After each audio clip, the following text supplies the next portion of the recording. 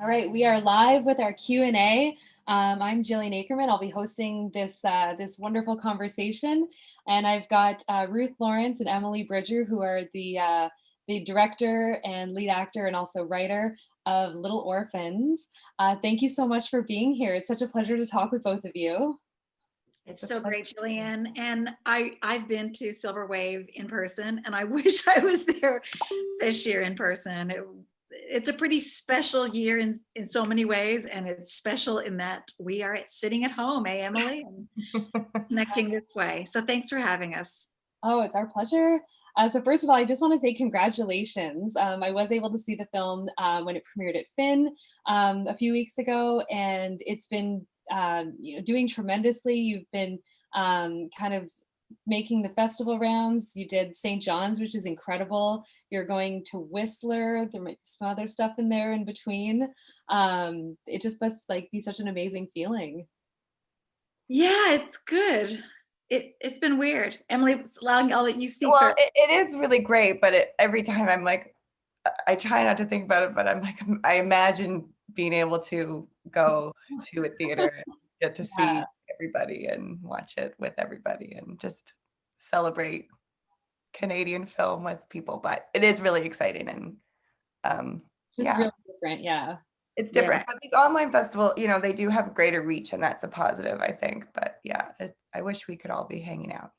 Definitely. As you well know, Jillian, we don't make films to sit in front of our laptops to watch them. We do it to watch from the cinema, and that experience, the lack of that is, I didn't even really realize how much it meant to me until it was gone. Yeah. Well, that's why these kind of sessions are so important, right? And they really do help connect the filmmakers to the audiences and give a way for all of us to engage together. Yeah, that's true. Thanks for having us. This means a lot. I did kind of want to jump in. I've got some things that I'm really excited to talk about with both of you. One of the first things I want to talk about is your cinematographer. Don't know how many people watching are familiar with the cinematographer of this film. Stephanie Weber Byron is an incredibly successful DP in this country. She's worked with Guy Madden, she's worked with Xavier Dolan, she's worked with Ruth Lawrence. Can we talk a little bit about what the process was like of you two getting connected and what the process was like working together? Yeah, well, I actually owe getting connected to Stephanie, to Ashley McKenzie, who's another Atlantic filmmaker who I just adore her work.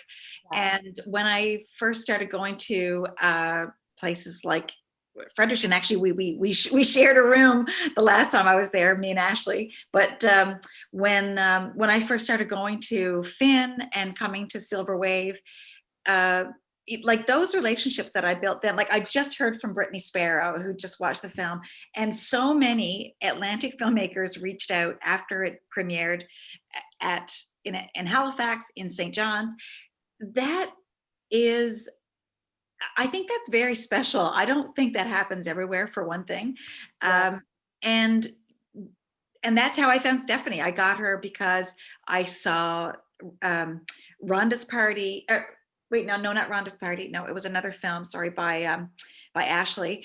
And I also was a big fan of Jason Buxton's Blackbird. I loved that feature. We'd also an Atlantic feature. So I'd been watching Stephanie's work, and Ashley said to me, "You should meet her." And she said, "Let's go for a drink right now. She's in Halifax this weekend." So that's how I got to know her. We met that weekend. We developed a relationship. I brought her to Newfoundland in 2013 to shoot what was at that point my next short film. And we, when you're making short films, as you know, Jillian, you're sort of, you have your feature somewhere in your scopes, even if you don't know what it's going to be. And for me, as I was making my shorts, I was trying things out, things that I thought I might use someday in my feature film or films, hopefully. And so Stephanie was one of those people. When I met her and then worked with her, I knew instantly. I was like, okay, we've got a shorthand. I loved her style. I didn't have to say much to communicate what I wanted, she would either know exactly, or would have a better idea, which is what you're always looking for. So yeah, we became really good friends. We've seen each other many times over the years since that, because I visit Montreal. She's been here to shoot many things at this point, because of course, once she came, then everyone went, who's that amazing cinematographer? So everyone wanted to work with her. So I felt really lucky, and we were so lucky because it was micro budget, and we didn't have much to offer, and our dates kept moving around, and so she was usually our first call. It would be like, okay, like the dates change, what do we need? Okay, let's call Stephanie, see if she can make it. She's always at the top of that list, and she made time for us. Yeah. Yeah, and she gave a connection. Well, she loves Ruth and she loves Newfoundland, I think. So that was our advantage. Yeah, we had two things going for us. But someone said that to me tonight. They were like, the look of it was just so St. John's, and I was like, that is interesting, because the DP is not from here. Yeah, but it's your vision, right? You're from there, so it's gonna exactly. Yeah. And I still think that she managed to, just go back to that for a second, she still managed to capture what we were looking for. The parts that are not necessarily St. John's, like, it is so sparkly. It was something I really wanted. I wanted a kind of a magical fairy tale like sparkle to things, and you could see that in the film, in the choices we made. But like, she just always, her eye is just drawn to it. Whatever you say, she just goes, okay, how do I find that? And she's just constantly searching it out. And then the offers are always amazing, like, yeah. So we had a great time working with her. She came down for a month, and we only had 4 or 5 days prep with her. We did some by phone, and then we did 4 or 5 days here. And then her and I worked every day off, because we didn't have time to do it all before we started shooting. So we worked every day off, with the exception of the last Sunday before we finished. She was like, I think we can actually take tomorrow off. I was like, yeah, we can. We're drink. Ready. Yeah. So that was pretty amazing. And then she stayed for the closing party, which was one of the best parties I had in my life. At the end of it, or not even the end, what we thought was the end, the costume manager at the venue we were at, it was a theater, a dinner theater, and it was co-owned by one of our cast members, and he was like, I got some ball gowns upstairs, anyone want one? I think, Emily, you might have been one of the first people, and he was like, threw this yellow ball gown. Yeah. and then it was like we were at a prom.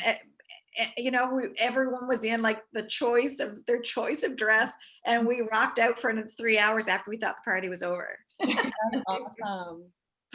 Emily, and she was right there with us the whole time, right till the very end. Oh yeah. Yeah. I feel like Newfoundland would have that effect on a lot of people. We do. We're a lot of fun. That's true. Yeah.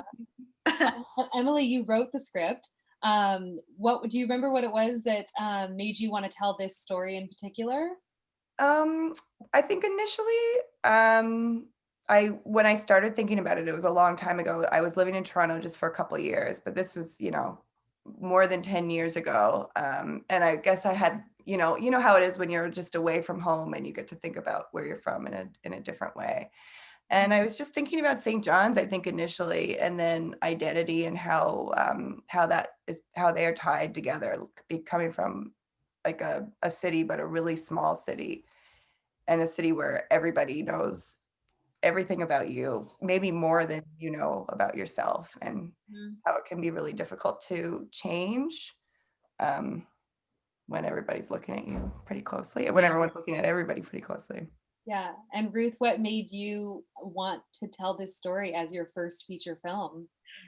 Well, the short answer is Emily. I heard a reading of the script when Emily first wrote it as a stage play, which it actually never was realized as a stage play. And I think partly that's because, Emily, I think you realized early on that it really was a cinematic story. And so but the first time I heard the story, it stayed with me for so long. The voices of the women who had read it, like it actually took me a really, even after I agreed to, because Emily tapped me on the shoulder. Love to tell the story of the proposal. She tapped me on the shoulder at the Women's Film Festival and said, "Would you like to direct my first film and my first feature?" And I was like, "Yeah, I've been waiting forever Yeah. for this proposal." But I really wanted it because after I heard the story, it stayed with me for so long. The voices of those women, even the actresses who portrayed it in the reading, really captured something. And Emily says, and I don't remember this, but Emily, you said I asked you after the reading about something about it. Yeah, I think initially the script was more of like a traditional love story between Tom and Gwen. Like that was more the A story rather than a love story between the sisters, which I think it always really was. That was how it was meant to be, but I almost kind of needed permission to tell that story. And Ruth was like, I don't even, yeah, you were like questioning me at the Q&A of that reading, being like, what, like, is this Tom and Gwen's story, or is this like, I'm not sure where the balance of this should be. Yeah, because I loved the sisters relationship, and I'm one of 3 girls in my family. Now we lost our youngest sister when she was very young, so but the family was literally stacked. My oldest sister is the top of the family. I was number 6, and then my youngest sister was number 8. So we were like, it was like we were like the club sandwich of the family. And I found that story. I mean, even though obviously it wasn't my lived experience, it was, it was a place that I could fly in my imagination to. And I loved that. I thought, that I think I saw a lot of myself in Kay. She's a rebel. She did all the wrong things. My mother always used to say, "You're doing all the things, but you're doing them in the wrong order." Because I got pregnant before I got married. I got married, and then I was not married very long before I was divorced. And so mom did not approve. So I saw myself a little bit in that character, I think. And then I saw, my older sister in Gwen a little bit too. And it just like that solidity and the consideration of other people and trying to figure out your own life as well as also take care of other people. So I think I feel like that's what drew me to it. And honestly, I can't think of a better story to have been my first feature. Like I didn't write it, and many times, I know that writers do write their own first features in particular because that's how you get the opportunity. But I felt really lucky that I didn't do that because I'm a really slow writer, really slow. And Emily had this beautiful piece that she shared with me, and that really was a gift. It was a gift that I will never be able to repay her for because I think you did. it really was. No one, people don't really offer those that kind of an opportunity very often, and I really am still grateful to her. And I also am grateful for the gift that she gave me of being the lead actor and trusting me so much, because you can see from the film she glows. She gives a beautiful performance, and that doesn't come without trust. It doesn't come without trust, and I value that. And like everybody, I've made mistakes in my life. I've definitely made mistakes when it's come to trust, and I never take it for granted. I really don't. I try not to. Yeah, so I mean, it's pretty clear that the partnership worked out really well. Yeah. That comes across. Emily, did you always hope to play Gwen? Did you ever think about playing any of the other characters? I think Gwen, yeah, was who I hoped to play, but then I was sort of thinking like maybe I would play no one. Oh, really? Yeah. We ever considered that? I don't know that we ever considered. I don't think, yeah, in my head, I was like, I don't know if I could do this, but yeah, and Martha and Rhiannon are very good friends of mine, so we always sort of talked about, like, I guess these roles were how we saw ourselves doing it. But yeah, I felt, Can you talk? sorry? Oh, sorry, I was just gonna No, say, can that's you talk a okay. little bit about casting the other women? I can. Yes. Okay. Well, so I just want to say, because I wanted to interrupt, and I was trying not to interrupt Emily. But one of the things that I thought was also another gorgeous gift that I was given was that Emily said, I wrote this with Martha and Rhiannon in mind, and I've worked with both actresses. Martha actually more than any, even more than Emily. And oh my gosh, I couldn't wait. I adored all three of them. I love their work, their writing, their performing, and I just thought, this is wow, I don't have to worry about these three lead actresses. It's the first thing that disappeared off my plate. So it made actually casting the rest of the film a little So bit simpler. What were it's you going to say, Emily? So I didn't want to make Ruth cast me, and I trusted her to, like, I didn't want to feel like she had to cast me, and I trusted you to feel like you could cast someone else too if you want. Like, I think you would have probably told me if I couldn't do it. I did. That's what I Yeah, was like. I would have too, unfortunately. So, but yeah, no, I think at one point we said, well, let's not say it's you yet, because we were trying to still get the funding or something. Yeah. And honestly, like, because of the nature of funding, we were like, well, we got to be open to whatever might come at us. But I didn't really ever see anybody else as Gwen, and so that really did take, yeah, like I said, that took away a big piece of responsibility, because suddenly my three leads were right there. And then I knew I could work with them all. I knew I liked them all. I loved them all. so And important. so then I could build the rest of the cast around that. And like, we definitely had some challenges, mostly with the men. All of the women, we auditioned the rest of the women, I think, but all of the rest of the women, I pretty much knew as soon as I saw. And I did reach out to some people and say, hey, can you audition for this? I have you in mind. And sometimes they were very doubtful. Like Patricia Andrews, who plays Linda, was like, no, I don't think I can do that role. And I was like, I think you can. And I gave her a few examples, and then she came into the audition. I was like, okay, yeah, she killed it. That's what I was looking for. So yeah, and then Maureen, I knew Kyra, but I knew her mostly as a person. I'd been in a radio play that her husband David Ferry had directed, so we were in that radio play together. So I knew that she had an amazing way and an openness, and of course I also knew her work from seeing it on television. So I reached out to her. She didn't audition. I just reached out to her and said, would you be interested in coming to Newfoundland and doing this? And she read it and got back to us pretty soon after. And then the guys were it was a little bit harder to cast the guys, I think, although I can't say any of it was hard, like it really wasn't. It came together, fairly painlessly. Tom, Andy McQueen was the last person we cast, because we'd done as an extensive a search as we could do on the island portion of the province, because we knew we couldn't at that point, we didn't feel like we could bring anybody in. And we weren't really seeing it. I really wanted someone who I felt like was going to give us something different than the women were giving us.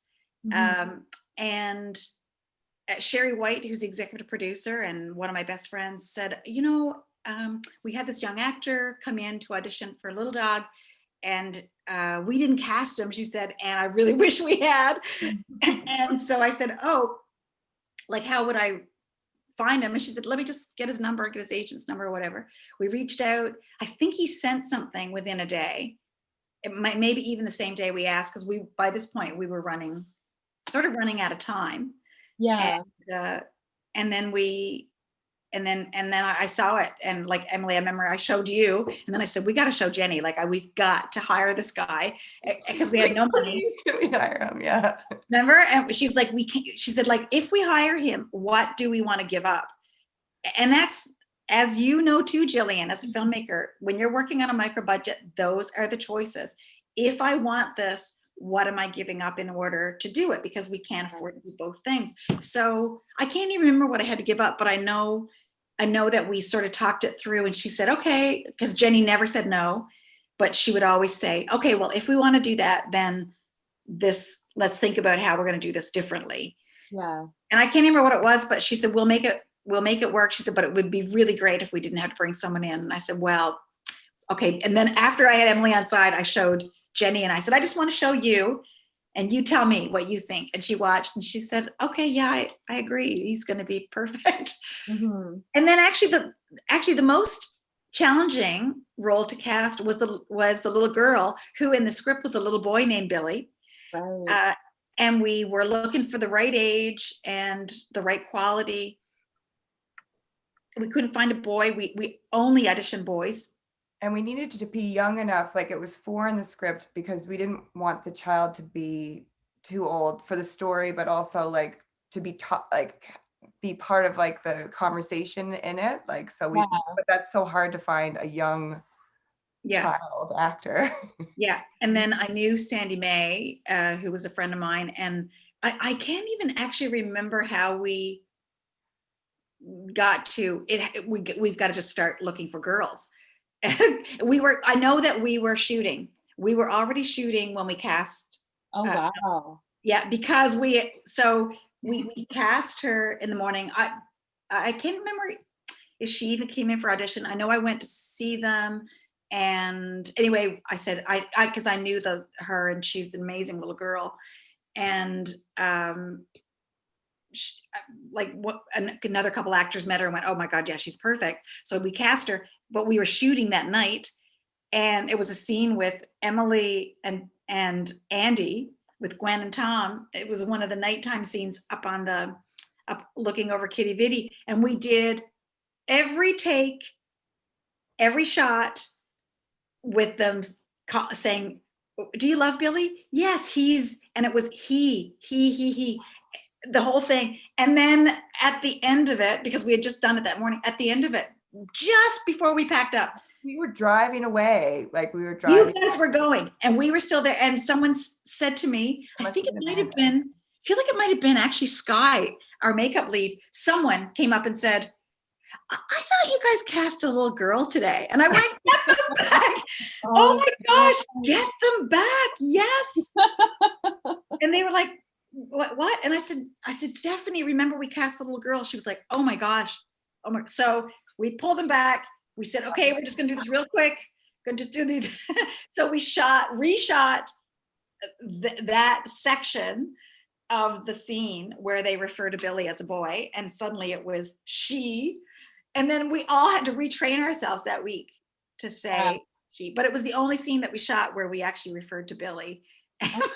That's right. I forgot you guys are in the car, but Stephanie's like, come on, we gotta do this real quick.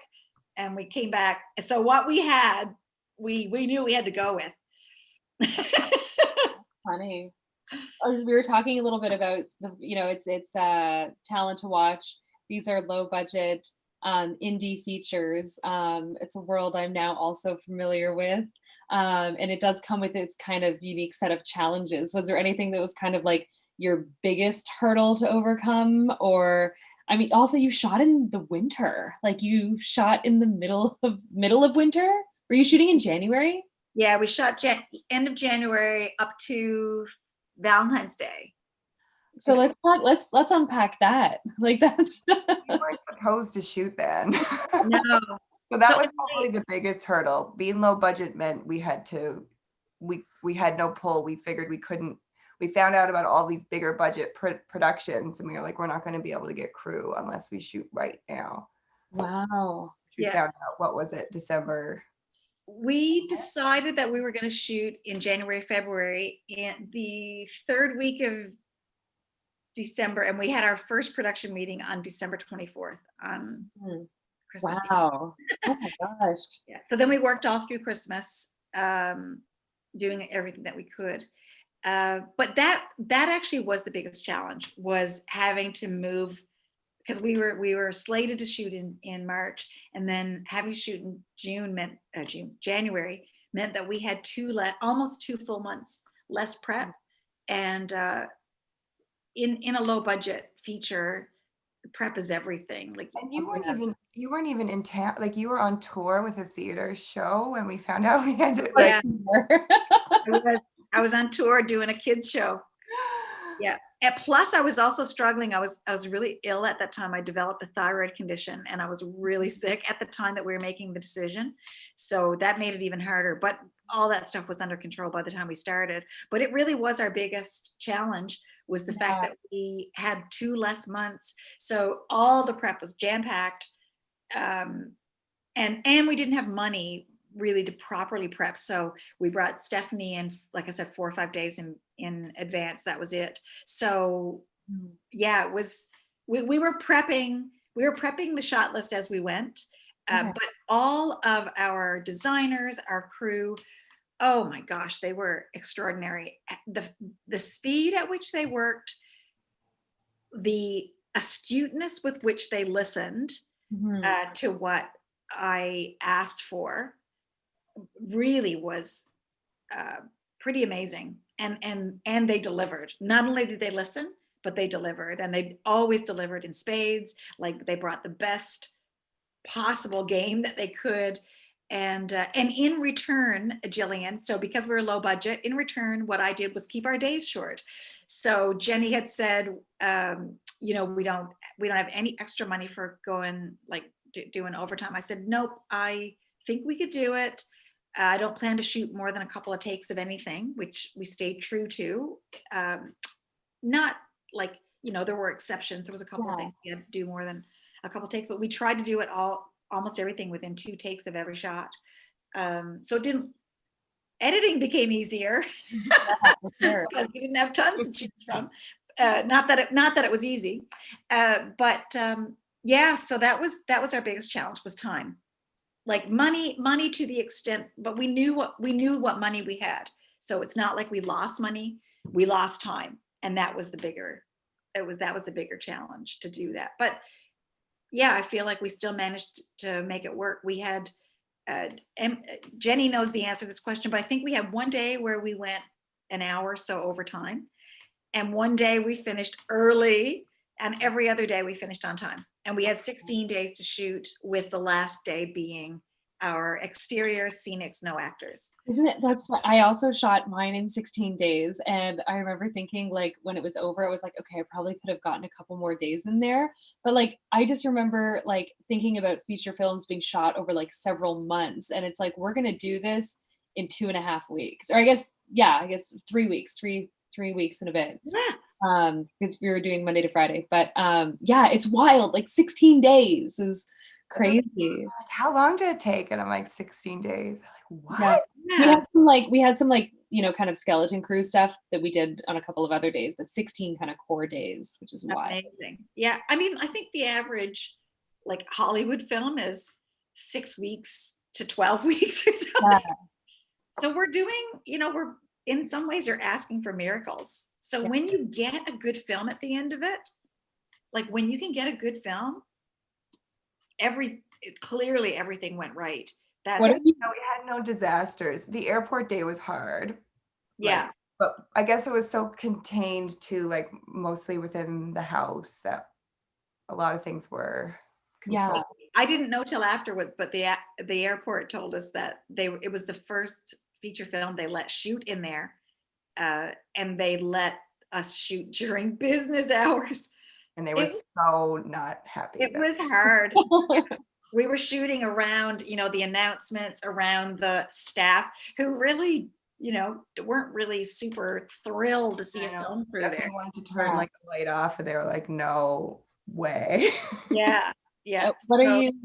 What are both of you each the most proud of with this project? Do you want to go first, Emily? What am I most? I feel really great that we all came out of it and feel good about it. Yeah. I don't know. Yeah. That's significant, Yeah, and we all, I think, like love each other more than we did before, and I think we're all happy with it. At the end of the day, everybody was like, I love the film. And I said to someone, I'm unabashedly proud of the film, and they were like, you don't have to be bashful. I said, no, but I'm unabashed. I'm not bashful. I said, like, because I do love it, and there's no cringe factor in there. Like we were able, like with the editor, Kimberly McTaggart, who was amazing to work with. I had an amazing team. I had an editor who helped me eliminate everything that I didn't like. And most of the things that, when I say I didn't like, I mean, they were my mistakes. They were things choices I made that I was like, oh yeah, don't, that, I don't know what I was thinking there. But we were lucky enough to be able to eliminate all of it. At one point, we cut the film and it was 72 or 73 minutes long. It had to be 75 minutes to be a feature film in Canada. And I told Jenny, I said, well, we got it. It's at 72. She goes, oh, it can't be. I said, no, don't worry. We're going to put some breath back in it. Like, I wanted to see all the things that I loved. Like now I can go back and me and Kimberly can go back and let it breathe a bit more, give it a bit more pace. Yeah. But being having that freedom to only keep the things we loved. And having said that, I want to say, to Emily's credit, that by the time we went into shooting our shooting script, there's only maybe a page and a half, not much more than that, maybe 2 pages at most, that's not in the final film. And it was one scene, like a mini transition scene, that neither of us were really sure about, Emily. We were like, maybe we need it, maybe we don't. We did shoot it just in case we did need it. And another little sequence that I really liked, but the only reason we didn't end up using it is because we shot one section of the little montage. And then when we got to the location to shoot the final little moment of the montage, we had set up for this. It was an exterior of a building, and it was a beautiful symmetrical building. And all we'd asked was, we said, can you leave all your lights on when you leave for the night? Because we were going to get there about 7:00. We said, just leave your lights on both sides of the building, and we're going to shoot that. And it's going to be the perfect, absolutely stunning, beautifully composed picture. And when we got there, they left half the lights on and half, half of the building was lit up. The other half wasn't. And I looked at Stephanie and said, we can't shoot there. She went, no, that's not going to work. And we were like, what are we going to do? And someone said, oh, let's just shoot across the street. And we did. And I knew when we were shooting it, I said to Stephanie, I said, we don't need to waste time on this. Like, we can let everyone go home, because I'm not using this. I knew it just was not going to do. And she said, yeah, let's shoot it anyway. So we shot a couple of options. When we edited it, we put it in, and we quickly knew, we were like, it just didn't work. We just didn't get the shot. Also like a double story beat. I think that was initially where we were supposed to meet Tom, but then we added him earlier. So yeah. It was a kind of a hangover anyway, probably. But we did hammer through the script. Ruth and I sat down quite a lot and really just went through it very carefully. And if we were ruthless, really. And thank you for being open to that, Emily, because not all writers find that very easy to do. But we just said, if we do not need it, if there was a location we didn't need, if there was a line we didn't need, if there was a line we did need over here, we were like, okay, that's important. Let's find another place for it. Yeah. But Emily was so open to the hard decisions that we had to make. Because I think at one point the script, I can't remember what we shot. I feel like it was 90 pages when we shot it, but it was like 110 or something. Yeah, we cut a lot. Yeah. Wow. Yeah. Just to get to our shooting script. And, but all for the right reasons. We cut things for the right reasons. We didn't cut anything that we loved. We cut the things that we were like, we don't need that.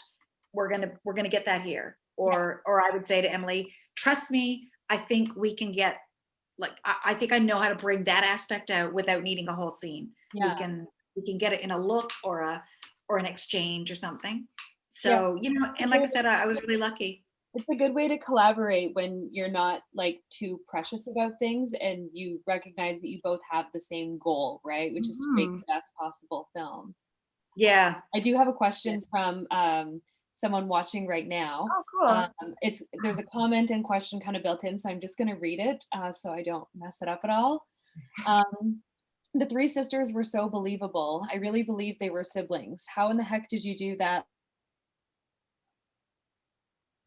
Oh, I think we just lost you. You froze up a little bit. Oh, Oh, did I cut out? we just froze up a little bit. So how the heck did we do that? Was that the end of the question? Yes. Like, how did you solidify that dynamic in those relationships so well? Well, why don't I'm gonna let Emily. Well, I think we already, Martha and Rhiannon are two of my best friends. We're very, very close. And so I think we kind of brought that chemistry already. And we